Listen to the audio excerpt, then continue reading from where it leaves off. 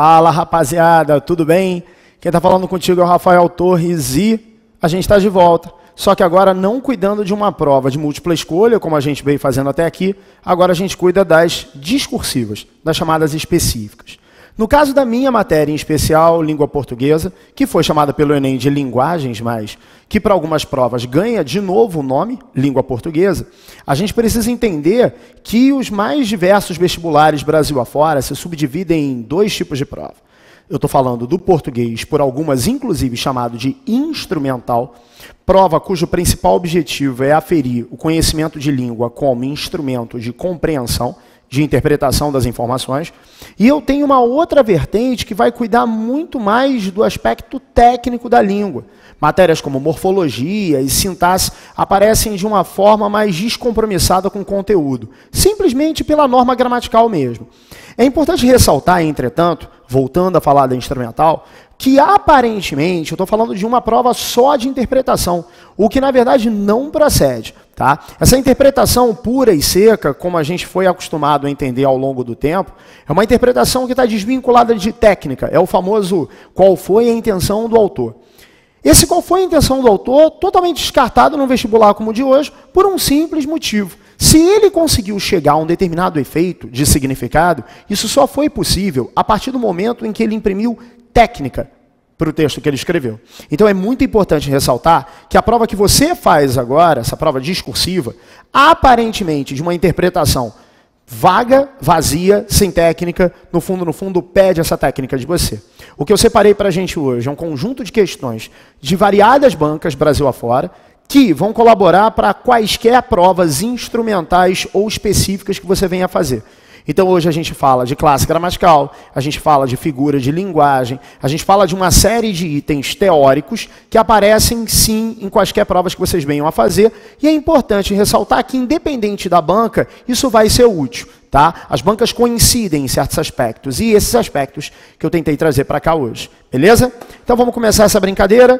Primeira questão eu trouxe da Unicamp. Vamos dar uma olhada no texto que ele diz para a gente. Há notícias que são de interesse público e há notícias que são de interesse do público. Se a celebridade X está saindo com o ator Y, isso não tem nenhum interesse público. Mas, dependendo de quem sejam X e Y, é de enorme interesse do público, ou de um certo público, numeroso, pelo menos. As decisões do Banco Central para conter a inflação têm óbvio interesse público, mas quase não despertam interesse, a não ser dos entendidos. O jornalismo transita entre essas duas exigências, desafiado a atender às demandas de uma sociedade, ao mesmo tempo massificada e segmentada, de um leitor que gravita cada vez mais apenas em torno de seus interesses particulares. Vamos para a questão em si.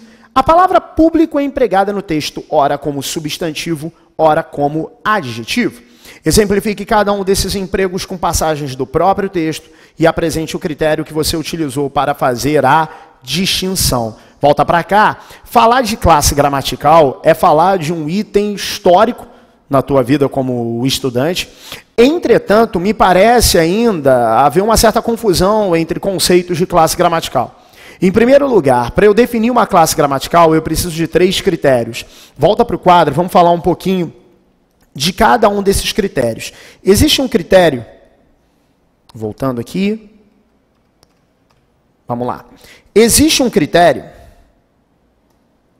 chamado morfológico.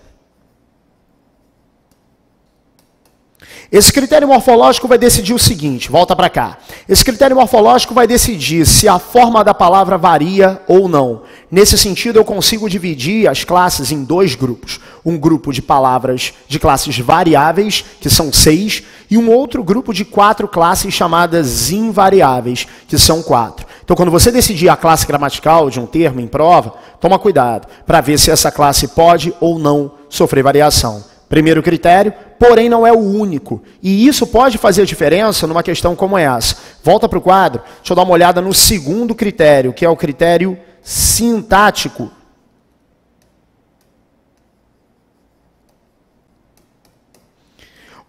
O critério sintático vai definir o quê? Vai definir a quem essa palavra se liga. A que outro termo pode haver uma conexão ou uma referência. Preste atenção, eu diferencio duas classes gramaticais, eventualmente confundidas uma com a outra, que são substantivo e adjetivo, a partir, por exemplo, de um critério como esse. O substantivo, termo nuclear. Os outros, como artigos, o próprio adjetivo, giram ao redor dele. O adjetivo, por sua vez, já é periférico. Ele qualifica o substantivo. Ele gira ao redor do substantivo, fazendo com que ele seja qualificado. Você repara que eu defini substantivo e adjetivo pela ligação de uma palavra com as outras, e não pelo significado. Rafael, o significado também ajuda a definir classe? Ajuda. Por isso a gente vai para o terceiro critério, volta para o quadro, que é o chamado critério semântico. O critério semântico, por sua vez, define o quê? O significado da palavra. Então, vamos pegar, por exemplo, a palavra bondade. A palavra bondade expressa qualidade? Expressa qualidade.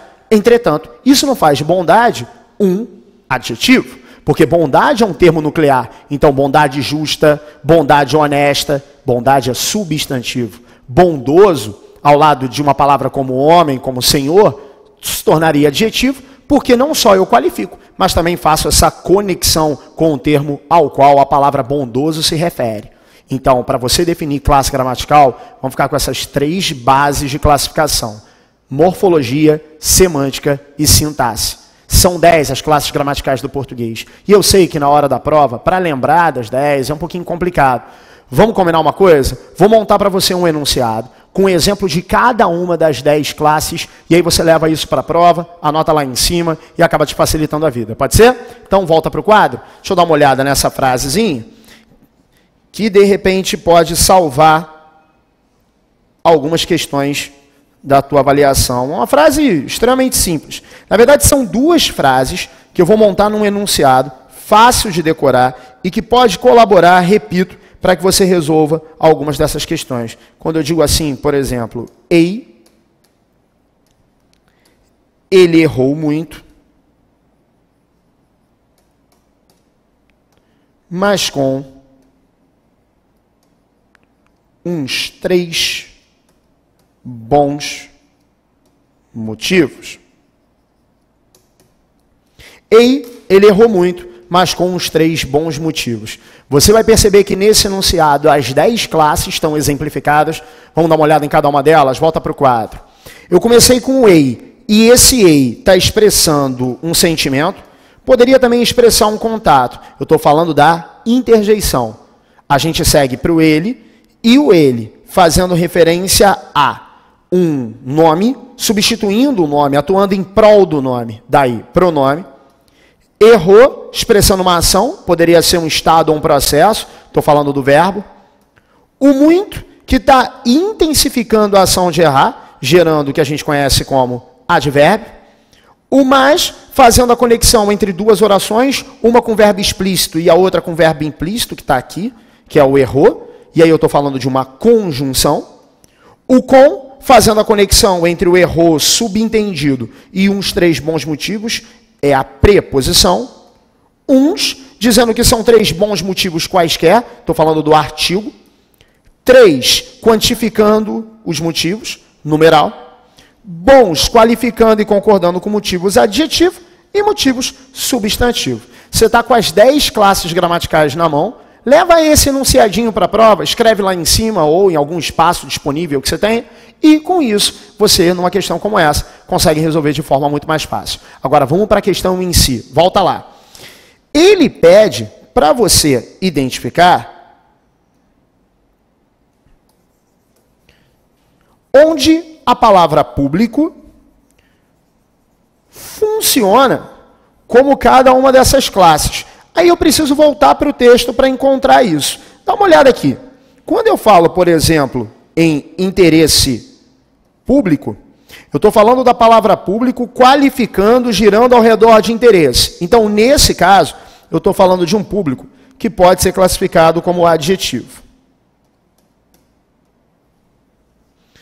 Agora, quando eu digo interesse do público, repara a diferença. Olha esse o aqui. Esse o é um artigo.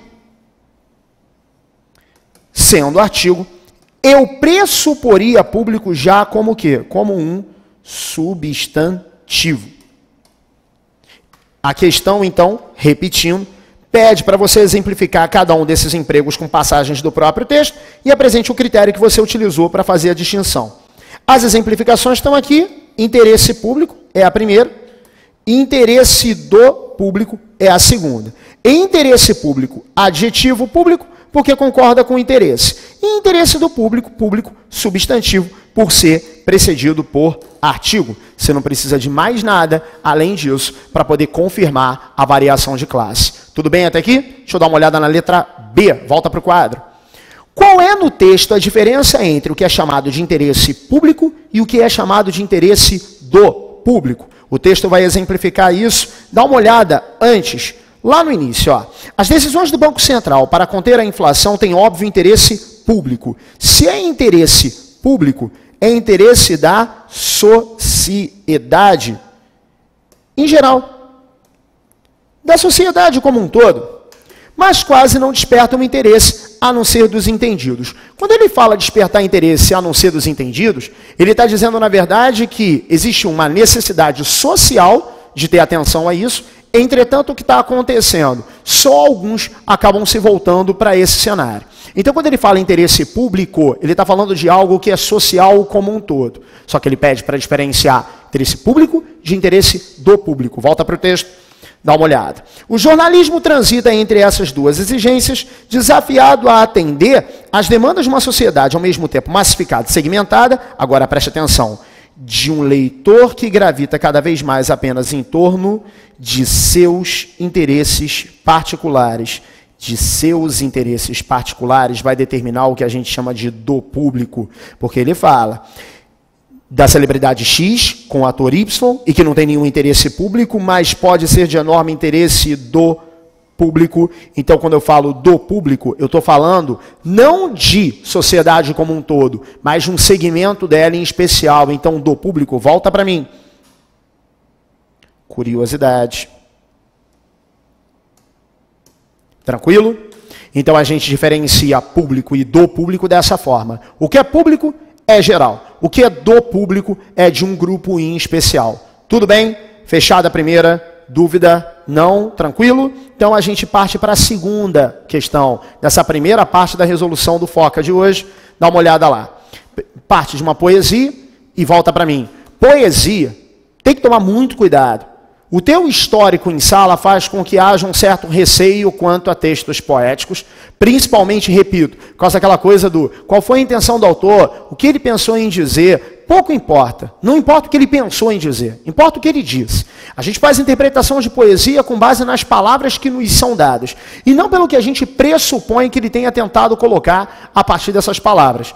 Essa poesia exemplifica bem isso. Deixa eu dar uma olhada nela. Onde estás? É meia-noite. E rugindo, passa triste a ventania, como um verbo de desgraça, como um grito de agonia. E eu digo ao vento que passa por meus cabelos fugaz, vento frio do deserto, onde ela está? Longe ou perto? Mas como um hálito incerto, responde-me o eco ao longe. Ó minha amante, onde estás? Vem, é tarde. Por que tardas? São horas de brando sono. Vem reclinar-te em meu peito, com teu lânguido abandono. Está vazio o nosso leito. Está vazio o mundo inteiro. E tu não queres que eu fique solitário nesta vida. Mas por que tardas, querida? Já tenho esperado assaz. Vem depressa, que eu deliro. Ó minha amante, onde estás? Estrela na tempestade, rosa nos ermos da vida, íris do náufrago errante, ilusão da alma descrida. Tu foste, mulher formosa, tu foste, ó filha do céu. E hoje que o meu passado para sempre morto jaz, vendo o fim da minha sorte, pergunto aos ventos do norte, ó minha amante, onde estás? Questão UERJ. Está vazio o nosso leito, está vazio o mundo inteiro. Nos versos acima estão presentes figuras de linguagem como recursos estilísticos.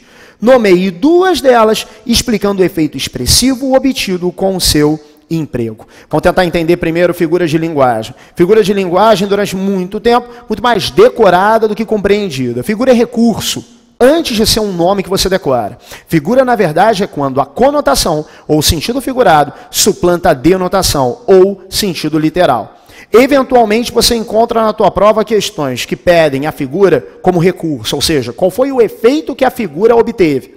Entretanto, essa questão é muito exata, muito precisa no que ela quer, ou seja, ela quer as figuras que provavelmente você poderia ter encontrado. Eu vou ao encontro de algumas, mas focando nas duas que talvez sejam as mais claras, volta para lá. Está vazio o nosso leito, está vazio o mundo inteiro. Você repara, primeiro verso, está vazio, segundo verso, está vazio. Eu estou falando de 2 versos começando com a mesma estrutura. Isso tem nome, isso é o que a gente conhece como anáfora. Então, a anáfora nada mais é do que a figura de linguagem caracterizada pela repetição de estruturas no início dos versos ou no início das estrofes. Mas não é só ela não. Quando eu falo em anáfora, eu eventualmente posso falar da chamada repetição, para algumas bancas também encarada como figura. Entretanto, talvez a anáfora seja a sua melhor opção aí. Tudo bem? E aí eu estou falando de uma figura estrutural. Se você parar para analisar os versos, existe algo no nível do conteúdo que também pode ser verificado. E aí volta para os versos, você vai analisar comigo. Num primeiro momento, o que está vazio é o nosso leito. Num segundo momento, o que está vazio é o mundo inteiro. De nosso leito para o mundo inteiro, eu percebo um crescimento.